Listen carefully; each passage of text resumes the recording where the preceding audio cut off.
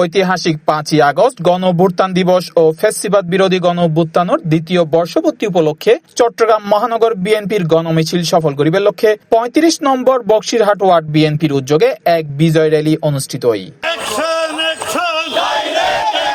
এই বিজয় র্যালির নেতৃত্ব দেয় কোতোয়ালী থানা বিএনপির সাবেক যুগ্ম আহ্বায়ক ও বক্সিরহাট ওয়ার্ড বিএনপির আগামীর কান্ডারি সাইফুল ইসলাম সেলিম। এতে বক্তব্য দেয় এমপি আবু সুফিয়ান, এমপি এরশাদুল্লাহ, নাজিমুর রহমান নাজিম সহ আরো অনেকে।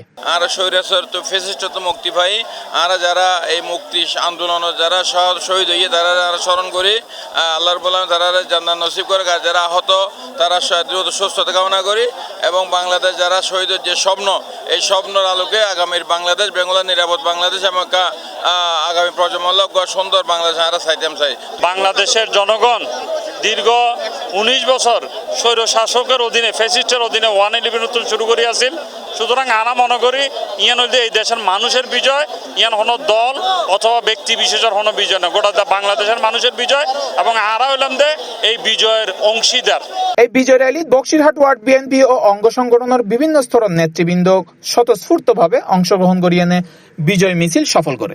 সরকার পতনের 2 বছর পূর্তি হিসেবে আজকের র্যালি, কিন্তু আমাদের সরকার গঠনের হয়তো 5-6 মাস হয়েছে। এতটুকুই আশা, মানুষের আশা আকাঙ্ক্ষার অনেকটা প্রতিফলন হয়েছে।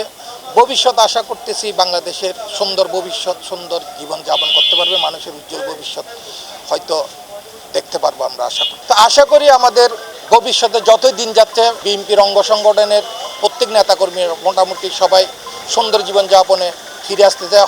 আজকে জুলাইয়ের কথা বলছে, এই জুলাই তাদের অবদান নয়, বাংলাদেশের 20 কোটি মানুষের অবদান।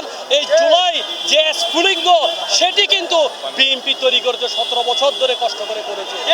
এই জন্য আমরা বলছি জুলাই কারো বাবর নয়, জুলাই হচ্ছে বাংলাদেশের 20 কোটি জনগণের জুলাই।